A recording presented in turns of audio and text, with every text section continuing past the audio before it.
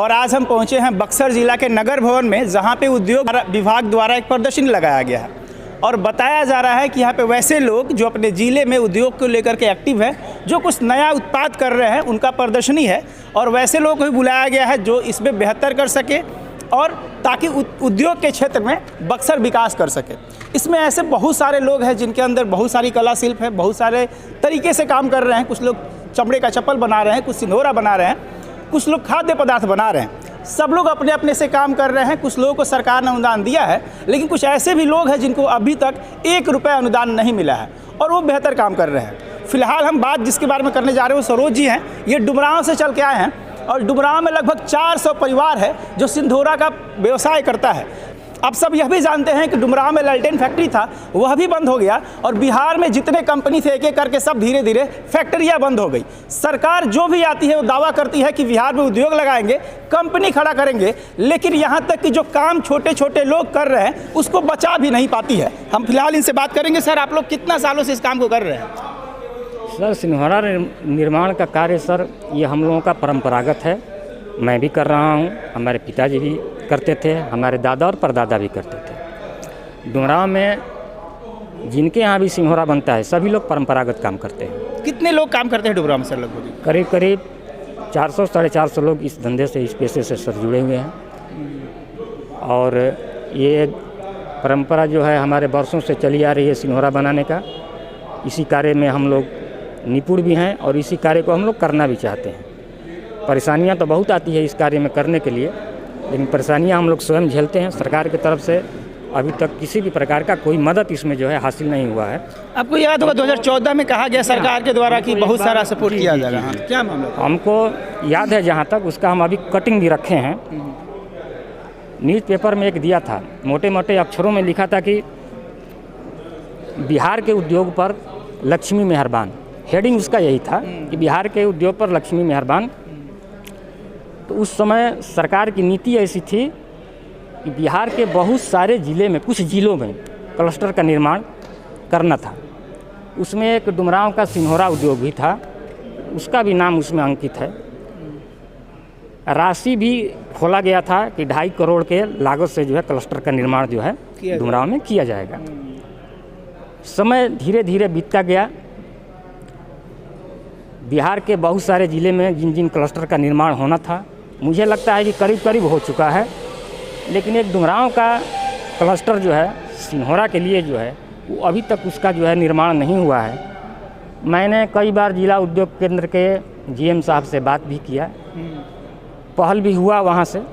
जिला उद्योग केंद्र के बहुत सारे जीएम साहब आए भी और गए भी। 2014 से लेकर अभी तक बहुत सारे जीएम आए भी और गए भी, लेकिन अभी तक क्लस्टर का निर्माण नहीं हुआ।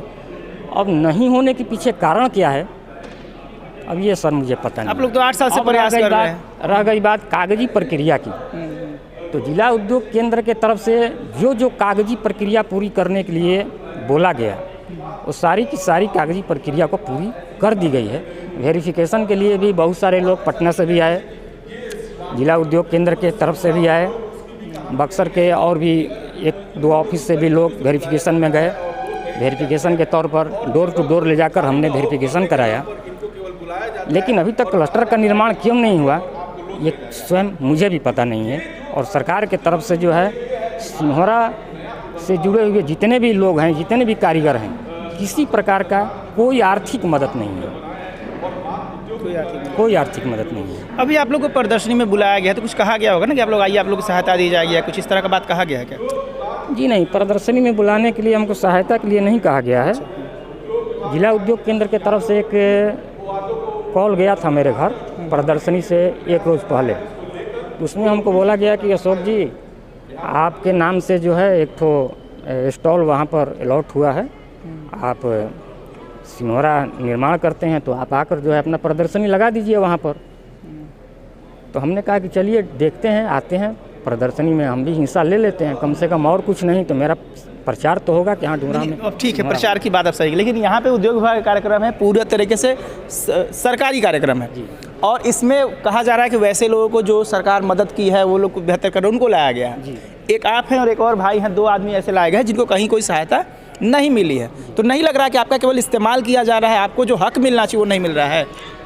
सर लग तो हमको ज़रूर रहा है, इस प्रदर्शनी के माध्यम से ही नहीं, जब से क्लस्टर का बात हो रहा है, क्लस्टर बनाने का, उस समय से लेकर अभी तक इस्तेमाल ही हम लोगों को किया जा रहा है। इस्तेमाल किया जा रहा है। आपके पूर्वज भी यही काम करते थे? जी सर, पूर्वज भी। मैं जानना चाहता हूँ कि आखिर कारण क्या है कि क्लस्टर अभी तक डोमरा में नहीं बना। कारण भी तो पता होना चाहिए।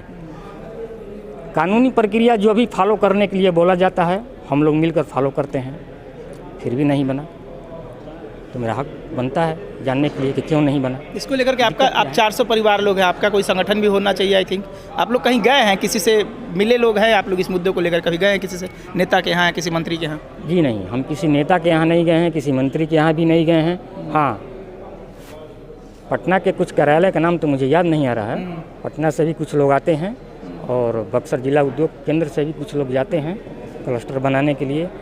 कि जो प्रक्रिया को लोग फॉलो करने के लिए बोलते हैं हम लोग करते हैं।